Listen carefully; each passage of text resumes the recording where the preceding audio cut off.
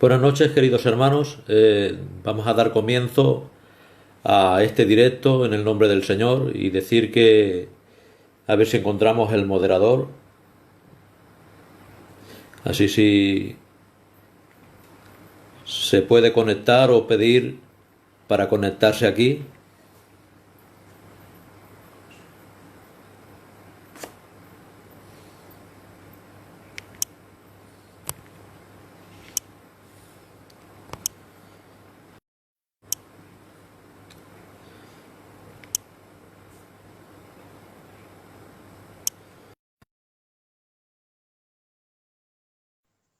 A ver si lo tenemos rápidamente por aquí. Yo creo. Buenas noches. Buenas noches. Buenas Bendiciones, noches, Dios te hermano. bendiga. Dios te bendiga. Bendiciones, A ver, hermano Lezar. ¿Cómo nos Dios te encontramos? bendiga. Vale, bien, ya estamos aquí. Gloria a Dios por ello. Bueno, antes de nada, darte gracias por estar siempre dispuesto a compartir con nosotros, que ya van unas cuantas veces, y creemos que hoy va a ser una noche de bendición que vamos a seguir aprendiendo mucho. Gloria a Dios por ello. Decir que para mí es una bendición el poder estar por estos medios, porque todo lo que hacemos, lo hacemos para la gloria y honra de nuestro Dios. Decir Amén. que nuestro lema no es decir que nosotros somos los que enseñamos, no, decir que aquí aprendemos todo, porque un Así día es. transmite un hermano, el día siguiente otro, y todos tenemos una labor, el de seguir aprendiendo, porque debemos ser alumnos perpetuos y pobre de aquel que se crea que sabe algo. Si sabemos Así un es. poquito, un mínimo, ha sido por la gracia del Señor. Y decir que Amén. yo aquí doy por sentado que soy un hermano sencillo, ya de los mayores, pues ya he pasado los 50 años, no soy ningún jovencito, y los jóvenes van pisando fuerte, y gloria a Dios por ello. Gloria a Dios para que en el futuro tengamos un montón de teólogos, de hermanos que hayan acabado la carrera y que estén ahí con el propósito de seguir bendiciendo a nuestra querida obra. Que bendito sea el nombre del Señor. Amén. Bueno, hermano, Bueno, pues ¿te parece si hacemos una oración y arrancamos? muy bien. Señor, queremos darte gracias por poder permitirnos estar en estos medios para poder hablar de tu santa palabra. Mientras los medios seculares utilizan estos medios para pecado, tus hijos lo utilizamos para bendición. No. Te pedimos que bendigas a cada una de las personas que nos están viendo, bendice a nuestro hermano José María y creemos por fe que va a ser una noche de bendición en el nombre de Jesús. Amén. Amén, gloria a Dios. Amén. Pues bueno, estamos listos cuando quiera, hermano. Pues nada, la semana pasada empecemos con esta materia o esta doctrina de eclesiología. Todos sabemos que es la doctrina de la Iglesia. Y también dijimos lo que quería decir la palabra eclesia, que todos lo sabéis, que son los llamados afuera, los convocados. Eh, Tenemos que decir que hemos sido llamados fuera, hemos sido llamados especialmente para ser un pueblo santo, un pueblo escogido. Que bendito sea el nombre del Señor, así como sucedió con el pueblo de Israel en antaño, que fue un pueblo escogido y que el Señor estuvo cuidando por tanto y tanto tiempo. Dios en su misericordia ha querido que ahora no seamos un solo pueblo como en antaño, que era solo el pueblo de Israel, sino un pueblo hecho de los dos grupos, tanto judíos como gentiles.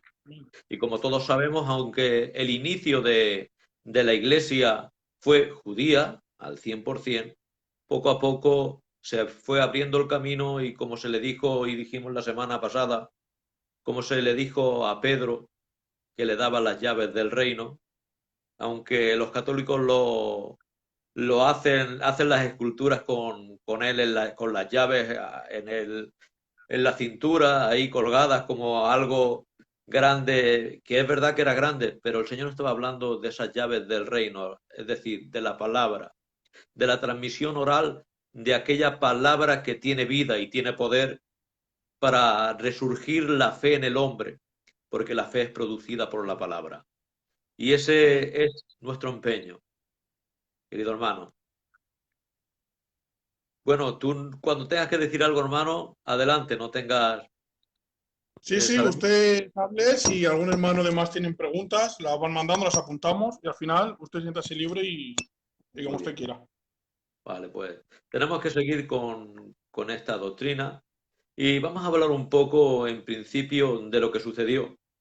Sabemos que vamos a hablar de un personaje un poquito simplemente de pasada y fue el ministerio de Juan, Juan el Bautista, que parece que no tenga un papel muy grande, pero el Señor Jesús, hablando a este que fue el último de los profetas del antiguo pacto, dijo de él que de los nacidos de mujer no había profeta mayor que Juan. Y algo tenemos que decir cuando el que lo dice no es cualquier persona, es nuestro Señor Jesús.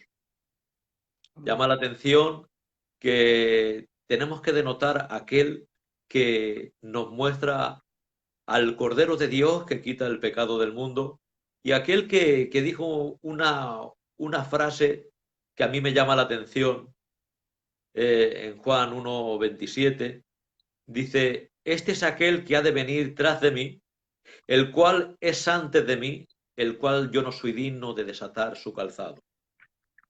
A mí me llama la atención algo, y es que esta frase tenía un poderío y una fuerza tremenda. ¿Por qué? Porque hablaba de un pariente más cercano.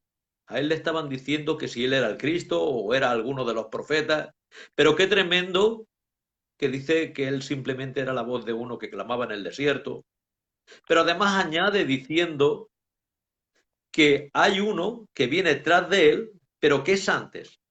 Y estaba hablando del pariente cercano. Todos conocemos lo que era el pariente cercano, todos sabemos lo que era la remisión de una mujer, de una casa que estaba hundida, que estaba esclavizada y se le daba libertad, fuese con matrimonio como en el caso de Boz. Y vemos en esta carta, o no esta carta, en este libro, en este pequeño libro de Ruth, vemos unas notas preciosas. Y es que cuando Boz quiere tomar, redimir a Ruth, aparece algo, que había un pariente más cercano que él, pero ese pariente cercano no quiere redimir. ¿Y qué tiene que dar en señal? El La calzado. sandalia. Eso, tenía que dar la sandalia. ¿Por qué? Porque no había querido redimir y aún esa mujer podía, aunque suene raro, escupirle en la cara y desde ese día se llamaría la casa del descalzo. Pero en cambio, ahora hablando del Señor, dice, yo no soy digno de desatar su calzado. Era el pariente cercano, pero él sí que venía a redimir. Y no venía a redimir una familia, una casa, venía a redimir a todas las familias. Aquella promesa que se le dio a Abraham diciendo que en él serían benditas todas las familias, todas las naciones. Aquí él venía a cumplir con ese cometido. Por eso él decía, yo no soy digno de desatar su calzado.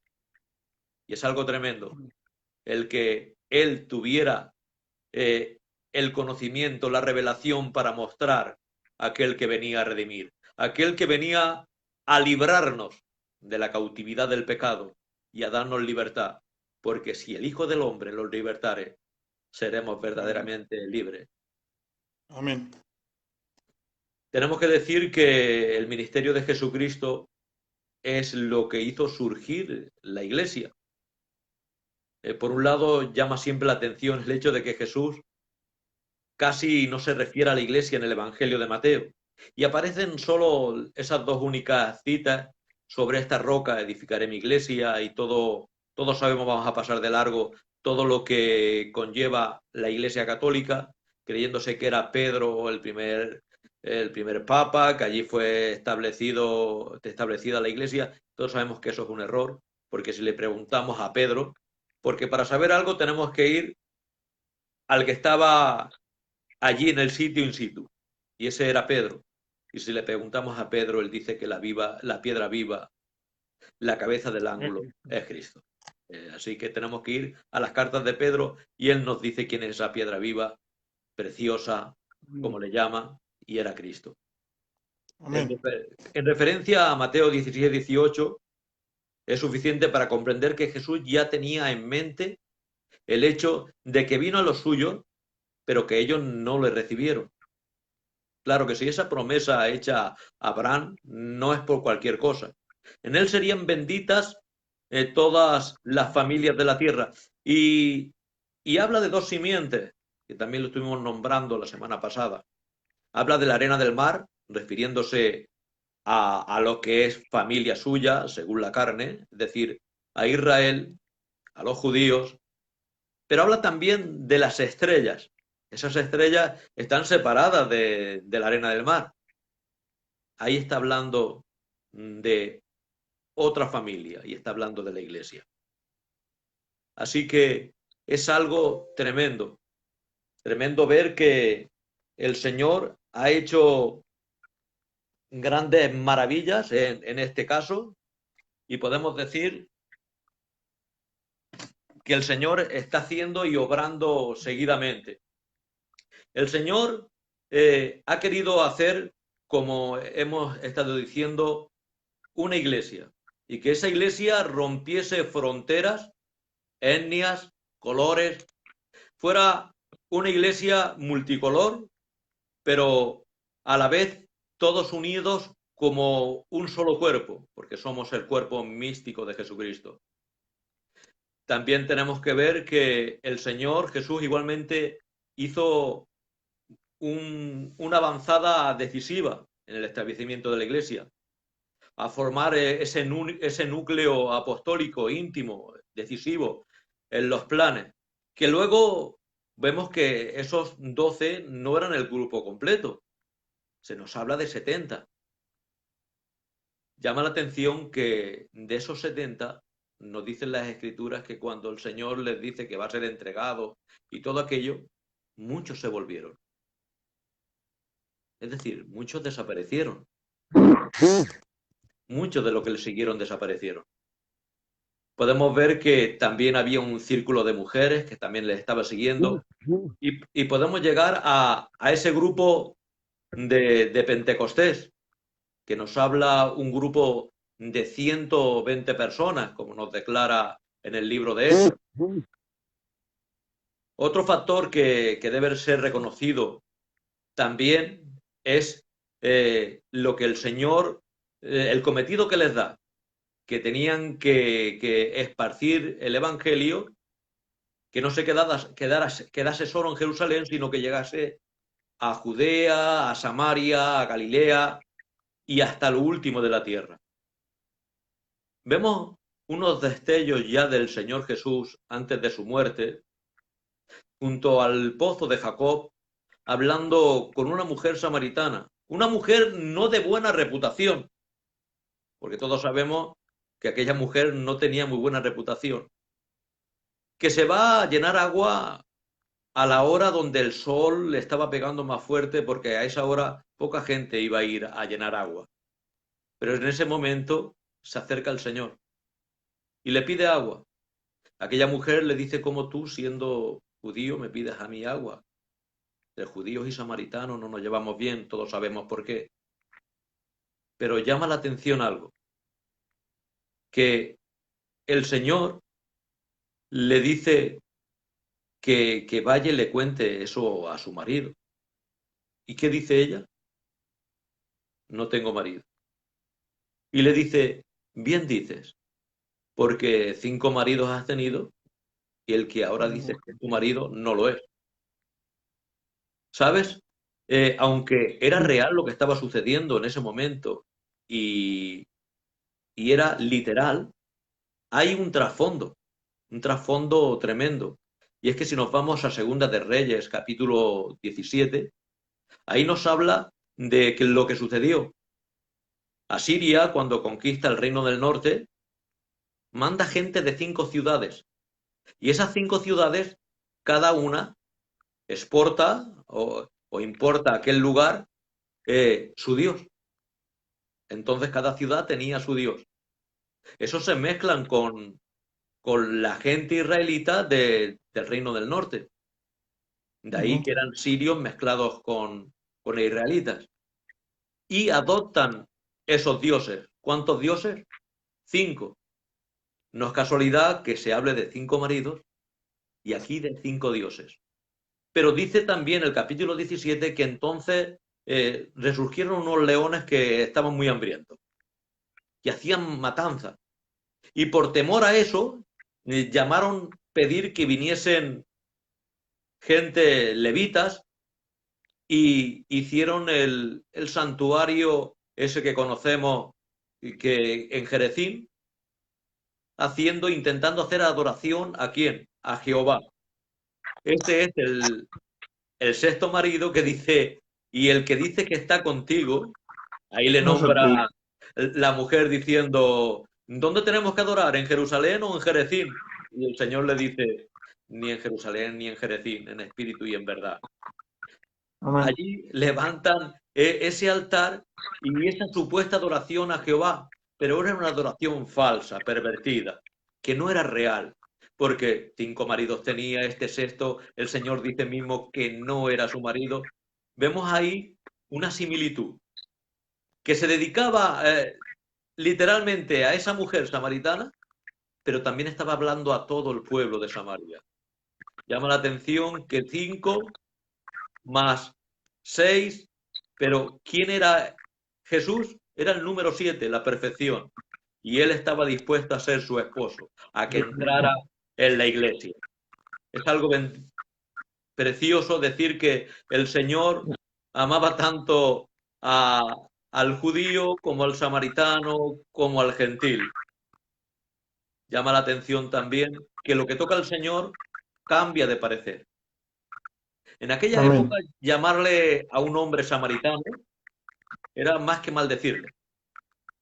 Nadie quería ser samaritano. Pero vemos ahora mismo que cuando un hombre se porta bien, hace una buena obra, ¿qué le decimos? Es el buen Buen samaritano. samaritano. Ha quedado la palabra espléndida. La cruz era maldición y cuando Jesús fue clavado en ella, pasó a ser de bendición. Todo lo que toca el Señor Amén. cambia. Y por eso Otra es forma. tremendo que también nosotros hayamos sido tocados. Un pueblo Amén. pues que era rebelde, como el pueblo gitano en este caso, decir a mis hermanos que no son gitanos que, claro, a todos nos ha escogido, pero en este caso hablo yo por mi pueblo, diciendo que éramos un pueblo rebelde, un pueblo hostil, un pueblo pues que vengador porque se vengaba de todo, un pueblo muy orgulloso, seguimos siéndolo, pero el Señor va calmando ese orgullo, y también ha tocado este pueblo, y tocando este Amén. pueblo ha hecho maravillas con nosotros. Porque es increíble cuando 4 familias se juntaban en un lugar y eran diferentes, al cabo de poco tiempo había una ruina. No Aquí había no. problema. Ahora mismo muchas familias se unen para formar parte de ese cuerpo místico de Jesucristo, de esa iglesia Amén. amada del Señor.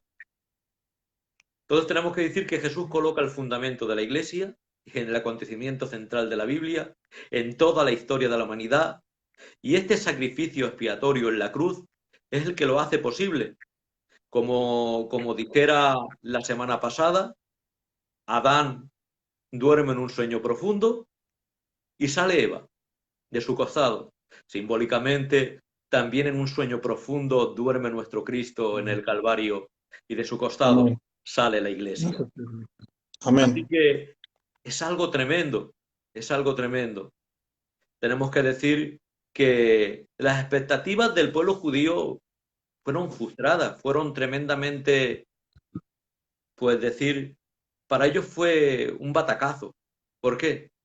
Porque ellos esperaban un Cristo libertador, pero físico, militar, que los librara del pueblo romano, y no sucedió así. Para ellos tuvo que ser algo frustrante. Y por eso, Ellos, pues, em, ellos esperaban a un Mesías triunfante, sin embargo, sea necesario el Mesías sufriente, ¿no? El profetizado en Zacarías, que sería, le verían traspasado, que vendría en un pollino, el de Isaías 53, y esperaban un Mesías pues, que les libertase del pueblo romano, del cese de mal, pero vino a libertarnos de algo mucho más poderoso, del poder del pecado y del enemigo. claro que sí. Como dice estaban esperando a ese Mesías Ben David y tuvo que venir primero el Ben Yosef, ese que Amén. tenía similitud con José porque fue vendido por sus hermanos por monedas de plata y que pasó a ser el pan de vida, el Zanás Panea. Amén. Así también nuestro Cristo es el pan de vida que ha descendido del Amén. cielo. Por eso esa similitud Amén. con, aunque no era de la tribu de José, esa similitud y se le llama al Mesías sufriente el Mesías Ben Yosef. Decir Amén. entonces que esa redención espiritual, esa compra, fue efectuada por nuestro Cristo en el Calvario. Y podemos Amén. decir, queridos hermanos, que esa opinión de muchos intérpretes bíblicos eh, que quieren hacer del maestro, de la tradición de que era el hijo de David, que era de Israel, y todo esto es verdad. Pero como dice el hermano, lo ha dicho perfectamente, esperaban a ese Mesías triunfante. Y ese Mesías triunfante aparecerá, pero en otro momento. Cuando no Amén. venga ya a morir, porque ya lo ha hecho. Ese sacrificio ha sido una sola vez y para siempre, pero eso ha Ese será el quedado que vendrá a por su iglesia, ¿verdad? Es el claro Mesías que sí, triunfante. claro que sí. Y más que cuando viene a por su iglesia, viene como el esposo, pero triunfante vendrá más bien después cuando venga a vencer y venciendo, venga en el caballo blanco con la iglesia, con él, para reinar en el milenio. Entonces vendrá como ese triunfante. Amén. Decir, queridos hermanos, que el día de Pentecostés es el día del verdadero nacimiento de la Iglesia de Jesucristo, aunque hemos dicho que simbólicamente nace allá en el Calvario, porque Un segundito, José María, discúlpame. sí, He visto que se ha metido Adán, que también es moderador. Están pidiendo muchas solicitudes para entrar y no podemos parar el directo para aceptarlas. Sí que si puedes, Adán, algún moderador, aceptarlo para que puedan ir entrando los hermanos al directo, ¿vale? muy bien, claro que sí.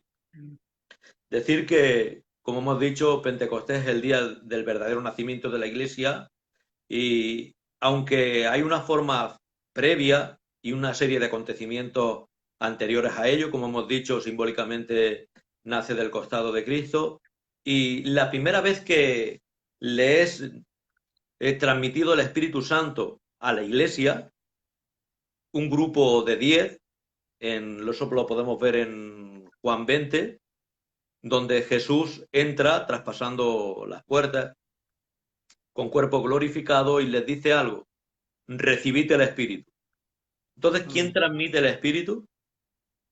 Es Cristo. Cristo. Es por eso que se dice que el Espíritu proviene del Padre y del Hijo. Y muchas veces Amén. el Espíritu Santo es llamado el Espíritu de Cristo, como vemos en Pedro y en muchas ocasiones donde se le llama el Espíritu de Cristo. Y vemos Amén. que ahí podemos ver y algo también tremendo, y es que sabemos que la sinagoga, para que se pudiera hacer reunión, tenía que haber 10 miembros, y 10 miembros había en aquel lugar, Amén. para cumplir prácticamente con todo lo establecido del testimonio completo, para que no hubiese dudas. Pero allí me llama la atención, como ya dijimos, que faltaban dos de los discípulos. Faltaba Judas el traidor y faltaba Tomás el incrédulo. Era una iglesia perfecta, sin incrédulos y sin traidores. Así que, cuidado, la iglesia que se va con el Señor es la que empezó, sin Amén. incrédulos y sin traidores. Así Amén. que el Señor va obrando, va regenerando, va santificando, pero la iglesia que se va a ir con el Señor va a ser la iglesia santa, la iglesia pura, la iglesia sin mancha. Después, claro, el Señor les dice que no saliesen de aquel lugar hasta que fueran revestidos del poder del Espíritu Santo, porque un niño recién nacido no tiene poder. Y ellos, aunque habían recibido vida de Dios, les había sido transmitido el Espíritu Santo, no habían recibido el poder, el dunamis, como se le dice, que de dónde viene dinamita, ese poder que tenemos los cristianos. Porque muchas veces nos creemos que el poder sale de nosotros. Y cuidado, de nosotros sale muy poquito. Por eso Nada. cuando, muy poquito, por eso vemos que Jesús cuando en el capítulo 14 de Juan les dice, ¿y sabéis dónde voy? ¿Y sabéis el camino? Y ellos dicen, no sabemos dónde van, no sabemos el camino. Y viendo el asunto que les dice el Señor, no os dejaré huérfanos. Rogaré al Padre y os enviará el Espíritu Consolador. ¿Para qué? Para que nos guíe, para que nos lleve a la verdad. Los 3 años y medio de enseñanza sin el Espíritu Santo se quedaban vacíos. ¿Por qué? Porque no éramos capaces, con nuestra mente natural, aunque Amén. habían tenido el mejor de los maestros, el Dios hecho carne, pero no era suficiente. Así hay muchos por ahí que se creen que sin el Espíritu Santo se puede ser algo y no se puede ser nada. El otro día se asustaban por ahí cuando comenté y dije una frase en un directo y dije que hay teólogos que no creen en Dios. Y es que la Biblia se tiene que leer también con el Espíritu, Amén. porque la letra sin Espíritu embota la cabeza, nos puede dar mucho conocimiento aparente, pero nada de fe. La fe la produce la palabra, pero también cómo la oímos. Hay dos maneras de oír. Para el griego, para oír, hay dos maneras. Está el paracoe, que es oír a la misma altura, como le dijo Nicodemo a Jesús. Maestro, sabemos de dónde vienes, como diciendo, tú eres maestro, pero yo también soy. Él estaba hablando desde el paracoe, al mismo lugar, a la misma altura, pero hay que oír de otra manera. Upocoe, desde abajo, oír para obedecer. Cuando oímos para obedecer, es cuando se puede producir la fe, es cuando se puede producir de verdad lo que el Señor quiere y obra. Así que vamos a empezar a oír desde abajo, porque como se suele decir, aunque sea una frase hecha, cuando somos más grandes es cuando estamos a los pies de Cristo, cuando estamos Amén. inclinados a sus pies. Amén. Podemos decir entonces que el libro de los Hechos nos habla de esa iglesia fundada, esa iglesia que crece enseguida, porque Pedro sale lleno del Espíritu Santo, como todos sabemos, y enseguida se convierte en 3.000, luego 5.000. Luego se hace una iglesia fuerte allí en Jerusalén, pero es necesario que la iglesia cumpla con su cometido. Y el cometido era no quedarse allí, era expandirse, abrirse camino, que el Evangelio corriera y fuera glorificado. Así que el Señor tiene que obrar y podemos ver el desarrollo de cómo fue. Eh, el Señor fue obrando en Judea, en Samaria, hasta el último de la tierra. Vemos en el camino a Felipe hablando con un etíope que no se le permitía entrar. ¿Dónde no se le permitía entrar? En el templo. ¿Por qué? Porque era un eunuco y de esa circunstancia y de esa manera no se le permitía entrar en el templo.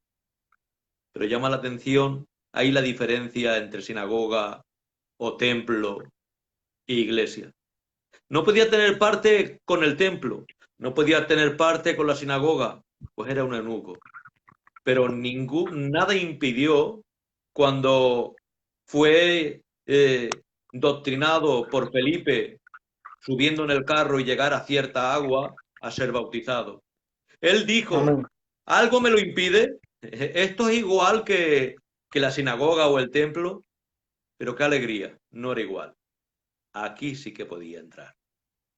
Por Amén. eso podemos decir que cuando dicen, es que el templo, lo que es la sinagoga, es por decirlo así, el principio de la iglesia. No, porque a Jesús le hubieran dicho, tú no tienes parte aquí en la sinagoga, tú no tienes parte en el templo. Y la iglesia está fundada en Cristo. Entonces podemos decir que sin Cristo, si quitamos de la ecuación a Cristo, ¿qué sucede? Se cae la iglesia, porque está fundada. Cristo es la roca, que bendito sea el nombre del Señor. Entonces podemos Amén. decir que está fundada en Cristo, no puede ser nada de esto. Y es una pena, porque sabemos que el templo, con todos sus ornamentos, todos muestran, son tipos de Cristo, pero no lo veían por ninguna manera. Podemos decir entonces que la iglesia se va creciendo, se va desarrollando, va tomando lugar y de esta manera podemos ver que obra la iglesia y hace discípulos. Amén.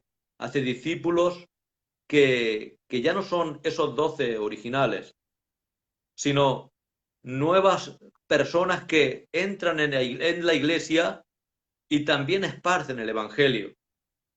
Amén. Porque vemos los diáconos que son tomados para las mesas, que ¿cómo los toman? Estaban llenos del Espíritu Santo. No Amén. escogen para las mesas, aunque era para el dinero, a personas normales. Hoy en día, para un cargo, como sea sencillo, decimos, vale de cualquier manera. En aquel momento estaban escogiendo lo mejor, aunque fuese para el dinero. ¿Cómo escogemos hoy a la gente? Amén. ¿Cómo la estamos escogiendo? Así que vamos Y a... en el libro, curiosamente, en todos los libros del Antiguo Testamento terminan con la misma palabra. Todos terminan diciendo amén. Pero en el libro de los Hechos, que es cuando se levanta la iglesia, es el único libro que no finaliza diciendo amén. Porque creo que los Hechos es algo que aún no ha terminado, sino es un testigo que se va dando generación tras generación y que aún continúa el levantamiento y establecimiento de la iglesia de Cristo. Claro que sí. Tenemos que decir que lo que llamamos el Ministerio de Reconciliación no tiene sexo. Así como los ministerios son para el varón, no le es lícito a la mujer enseñar, pero el Ministerio de Reconciliación sí que puede ir una mujer y testificar de Dios. Es más, Amén. aquí teníamos una anciana que ya partió con el Señor. Esta iglesia va a cumplir 50 años el año que viene. Somos una obra bastante mayor ya, es la primera de Valencia. Y esta anciana trajo muchos hombres al Señor, muchas personas al Señor, Amén. porque era una mujer que testificaba por donde iba. Así que Dios está buscando hombres, mujeres, que sigan formando a, a nuevas personas. Así que Amén. el Señor está tratando por todos los medios de que trabajemos. Así que no, este no es un plan solo del pastor, de los candidatos, no, no, no, no. La acción es total de cualquiera de nosotros. Hay Amén. un salmo precioso, que es el Salmo 133. El Salmo 133 nos habla, aparentemente, aunque está en el Antiguo Testamento, aunque es un salmo, parece que allí se viera la armonía de la iglesia. ¿Sabes? Porque habla, dice, mirad cuán bueno y cuán delicioso es habitar los hermanos juntos en armonía. Amén. Así que la iglesia tiene que habitar junta en armonía. Y dice, es como el Amén. buen óleo sobre la cabeza. Todos sabemos quién es la cabeza. La cabeza es Cristo. Pero Amén. luego habla sobre la barba, que desciende sobre la barba. Y la barba tiene nombre. Se le llama la barba de Aarón. Esa barba de Aarón está identificando al ministerio, está identificando al siervo. Es decir, la cabeza, que es Cristo, el óleo santo, desciende sobre las patillas, la barba, y llama la atención que Si la barba del sumo sacerdote, como todos sabemos, era una barba pues bastante abundante, si descendía el óleo de la cabeza sobre la barba, ¿sobre qué caería si imaginamos la persona de Aarón? Caería sobre ese pectoral. El pectoral que tenía el efod. Pero sabemos que el efod del pectoral del sumo sacerdote era distinto a los de los demás sacerdotes. Era una chapa de oro con 12 piedras. Rubén, Simeón, Judá, Isaacar, Zabulón, Dan, Gad, Aser, Neftalí, Efraín, Manasés, Benjamín. Esas 12 piedras, el óleo santo caía sobre ellas. Pero llama la atención que el reino fue dividido, como todos sabemos, y ya no estaba en armonía. Es el buen óleo cae, desciende cuando se está en armonía. Y llama la atención que el reino fue dividido, como todos sabemos, 10 tribus quedan al norte, bajo Jeroboam, y solo 2, Judá y Benjamín, con Roboam. Ahí el aceite ya no podía hacer la función que tenía que hacer, ya no había armonía. Pero llama la atención que sigue diciendo que el óleo hay una ley que se llama la ley de lo que hay en este mundo, que todo tiene que descender, la ley de la gravedad. Y va hacia abajo. ¿Y hacia dónde llega? Hacia el borde de las vestiduras. El borde de las vestiduras aquí del sumo sacerdote también era algo precioso, porque el sumo sacerdote, el borde el talí del borde de las vestiduras, tenía campanillas y granadas intercaladas. Una campanilla de oro, una granada de obra primorosa, de lino torcido, y el aceite que iba descendiendo y ya no quedaba en lo que eran las tribus de Israel, iba descendiendo y ¿dónde llegaba? Hasta el borde de las vestiduras. Y aquel borde de las vestiduras podemos ver simbólicamente a la iglesia. Amén. La iglesia que no está en el pectoral, no está en el lugar elevado, que está muy abajo, sí. Pero ¿qué hay ahí en ese borde? Hay campanillas y granadas. Hay señal de vida. Porque el sumo sacerdote, cuando entraba una vez al año al lugar santísimo, ¿qué sucedía?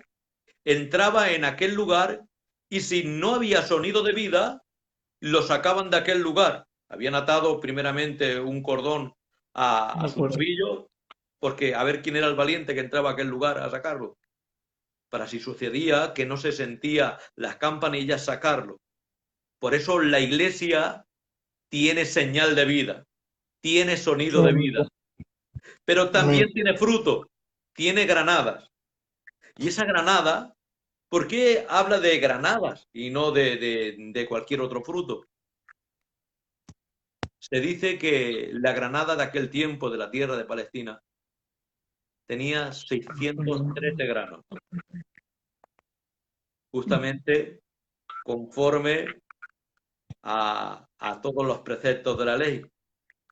Pero además, sabemos que cuando abrimos una granada, tiene unas membranas. ¿Y cuántas membranas hay y cuántas separaciones? Hay 9 separaciones. Entonces está hablando aquí de esos 613 preceptos, pero ahora también de 9 apartados. 9 apartados y llama la atención que 9 son los dones, 9 son los frutos. Llama la atención también que cada uno de los granos,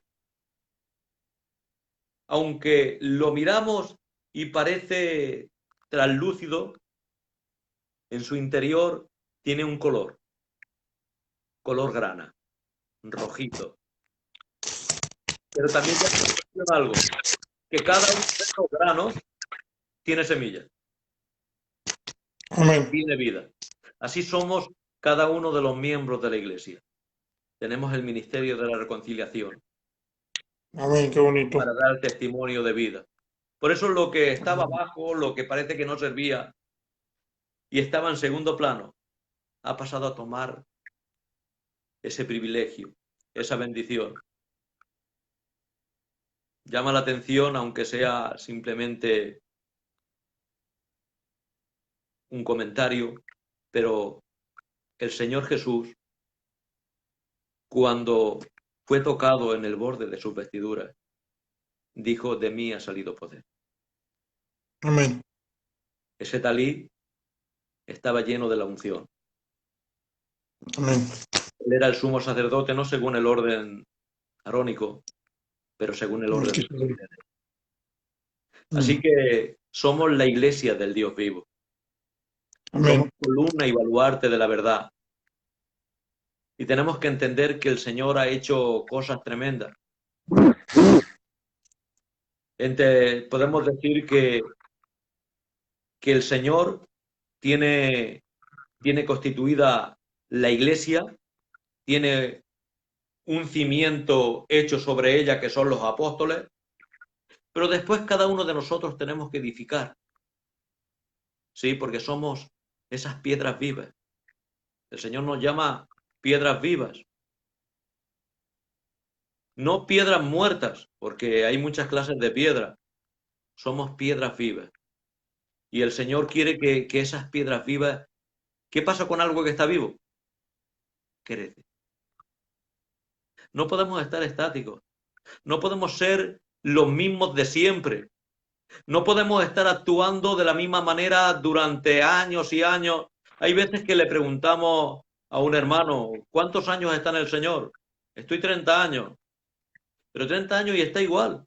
No ha dejado sus vicios, no ha dejado su forma de pensar ni de vivir. Es decir, es cristiano nominal, pero ¿es cristiano verdadero? ¿Es cristiano real? Tiene que haber un cambio. Cuando hay vida hay cambio, hay transformación. No podemos ser los mismos.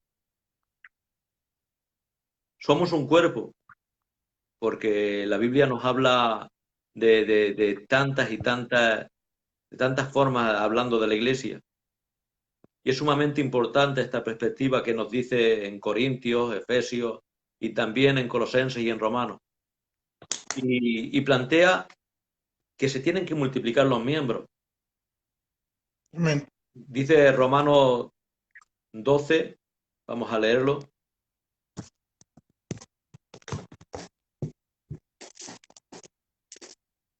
Pues así como en un cuerpo tenemos muchos miembros, pero no todos los miembros tienen la misma función, así nosotros, que somos muchos, somos un cuerpo en Cristo.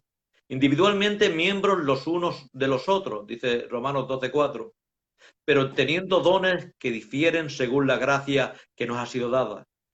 Usémoslos, si es la profecía, úsese en proporción de fe, si es el de servicio, en servir, o el que enseña en enseñanza, el que exhorta en exhortación, el que da con liberalidad, el que dirige con diligencia, el que muestra misericordia con alegría.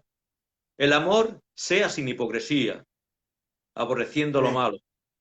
Vemos ahí que se nos habla de ese cuerpo que tiene una función, que todos tienen un cometido, y que los dones que nos ha entregado el Señor son para repartir, son Amén. para compartir, no son para privilegios nuestros.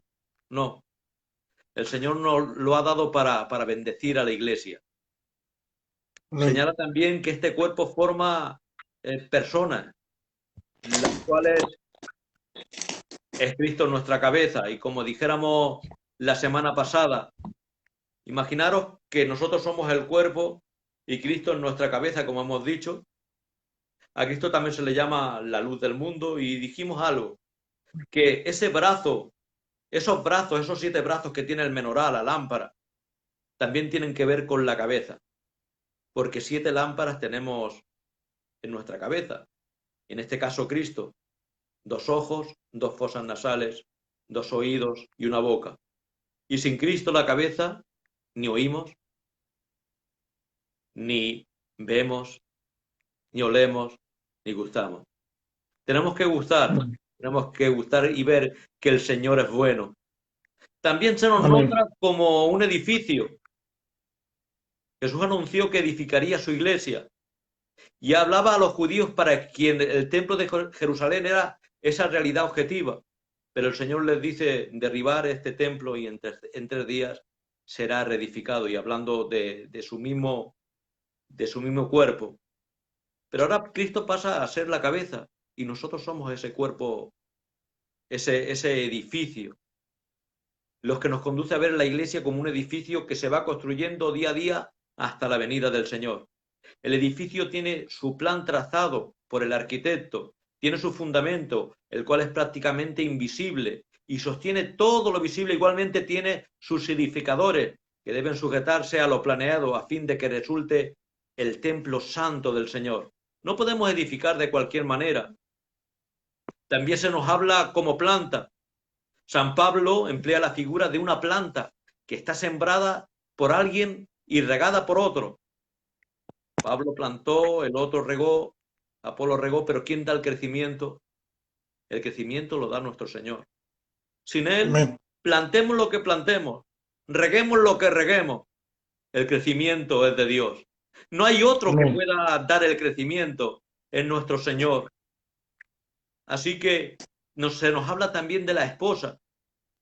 En este acercamiento se destaca, por un lado, la relación de Cristo con la Iglesia, que Él la entrega, esa incondicional, a fin de santificarla y presentarla gloriosa delante del Padre, sin mancha, sin arruga, como nos dice en Efesios 5, del 25 al 27. Y vamos a leerlo también. Dice: maridos, amad a vuestras mujeres, así como Cristo amó a la Iglesia y se dio a sí mismo por ella, para santificarla, habiendo purificado por el lavamiento del agua con la palabra, a fin de presentarla a sí mismo una iglesia en toda su gloria, sin que tenga mancha ni arruga ni cosa semejante, sino que fuera santa e inmaculada. Así es lo que nos muestra el Señor. Nos muestra que tenemos que ser santos.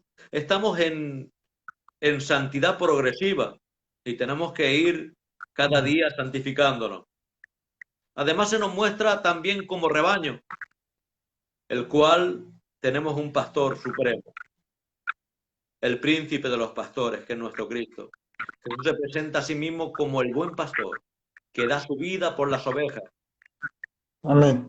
Podemos ver que evidentemente se refirió a su pueblo, los judíos, pero también dijo: tengo otras ovejas que no son de este redil, hablando de nosotros, el pueblo gentil. Aquellas también las debo traer, oirán mi voz, y habrán un rebaño y un pastor. Es decir, un rebaño de dos pueblos distintos, pero con un mismo pastor. A los dirigentes de las iglesias se les llama pastores, y a Cristo el gran pastor y príncipe de los pastores. Amén. Destaca también en la idea del cuidado que Jesús tiene sobre la iglesia, pero igualmente la obediencia y seguimiento de esta fe. Primera de Pedro 5:4 nos habla de este asunto y nos dice cómo también se tiene que gobernar la iglesia, diciendo: humillaos pues bajo la poderosa mano de Dios, para que Él os exalte todo tiempo, echando toda vuestra ansiedad sobre Él, porque Él tiene cuidado de vosotros.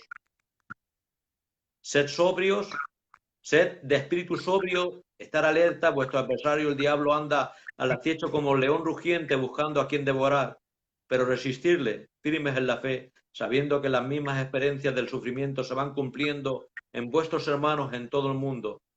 Después de que se haya sufrido un tiempo, el Dios de toda gracia, que os llamó a su gloria eterna en Cristo, Él mismo os perfeccionará, afirmando, fortalecerá y establecerá. Vemos también en el 4 que dice: cuando aparezca el príncipe de los pastores, recibiré la corona inmarcesible de gloria. Hay un príncipe de los pastores y ese es nuestro Cristo. Amén. Somos también una nación y un reino, aunque esta idea es judía tradicional. Está retomada por el apóstol Pedro para indicar que la iglesia En otro sentido, es un linaje escogido, el real sacerdocio, la nación santa, el pueblo adquirido por Dios, ese que antes no era pueblo, como dice en Primera de Pedro, capítulo 2, 9 y 10. Y la idea es mucho más amplia y diferente, porque es un pueblo sin territorio, pero formado con gente de muchos pueblos, de razas, culturas, lenguas. Es un reino de sacerdotes. En ocasiones la Reina Valera, cuando llegamos a Apocalipsis, se nos habla de reyes y sacerdotes, pero es una mala traducción. En realidad somos un reino de sacerdotes. El Señor está edificando la iglesia.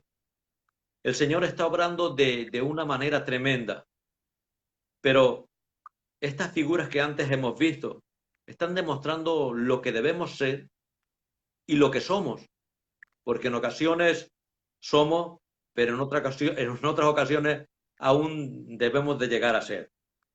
El Señor quiere ser nuestro esposo, el Señor quiere ser nuestro pastor, el Señor quiere ser, pues, todo lo que hemos dicho, pero hay una piedra fundamental de la iglesia y es Cristo. Podemos edificar, pero cuidado con lo que edificamos. No edifiquemos heno, madera, hojarasca, porque cuando venga el fuego va a ser quemado y vamos a perder todo. Vamos a edificar oro, plata, piedras preciosas. Tenemos que edificar todo esto. El Señor está queriendo que esta iglesia se expanda. Vemos que cada vez el Evangelio se mueve más y llega a lugares más recógnitos. Vi a un programa hace tiempo de Marcos Witt y de un hermano suyo que es evangelista, que hacía algo. Cogía unos transmisores de radio que iban por carga solar y que transmitían continuamente el Evangelio en lenguas autóctonas de esas tribus que están en el Amazonas y por aquellos lugares. Eran blindados para que no pudieran romperlo, pero transmitían el mensaje de salvación para que los pudieran escuchar. Así que el Evangelio está llegando a lugares recógnitos, a lugares que parece que era imposible que llegaran. La palabra de Dios está corriendo, está siendo glorificada y sigue siéndolo, pero nosotros tenemos un cometido, como hemos dicho. Hoy en día la Iglesia está perdiendo el cometido principal y es el de predicar el Evangelio, el de evangelizar. Ese es el primer cometido de la Iglesia y parece que lo estamos dejando a un lado. Mucha doctrina, mucha teoría, mucha alabanza, mucha predicación, mucha reunión, pero poco evangelismo. Y decimos y nos quejamos de dónde están los dones de poder, dónde están los milagros, dónde están las sanidades, dónde están. Si no volvemos al evangelismo, eso no lo vamos a poder ver, porque esas señales son para que crean. Yo no necesito un milagro para creer, yo ya he creído. El que está en la iglesia escuchando la palabra no necesita un milagro para creer, ya ha creído. No necesita señales, ya ha creído. Por eso cada vez hay menos señales, menos milagros, porque no evangelizamos. Así que yo quiero terminar con estas palabras y luego dejar paso si hay preguntas. Y no quiero ser tampoco pesado esta noche y decir que tenemos algo pendiente. La Iglesia Evangélica Filadelfia, y nos tenemos que meter nosotros en este caso porque somos nosotros, empezó muy fuerte evangelizando y por eso fue notorio esos milagros, esas sanidades, esas señales, pero parece que hemos dejado de hacerlo. Y líbrese quien pueda. Tenemos un cometido tremendo.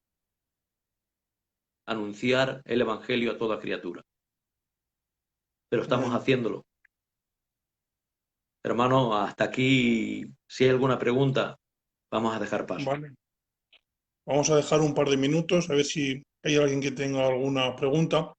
Hablando de la evangelización, a mí me impactó un testimonio que cuenta Leonard Ravelli en su libro de ¿Por qué nos llega el avivamiento?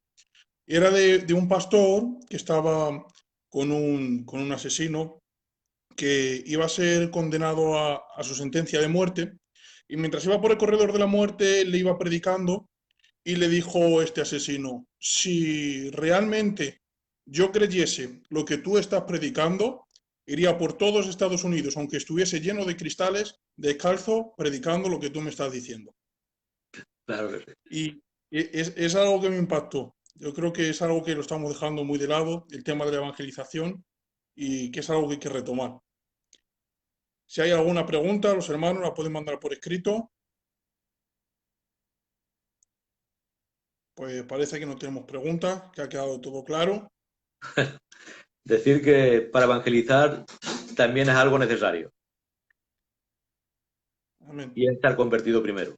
Porque hay un caso que hubo un hermano que dijo, me voy a evangelizar a las tribus de África. Y se fue y no se convirtió nadie.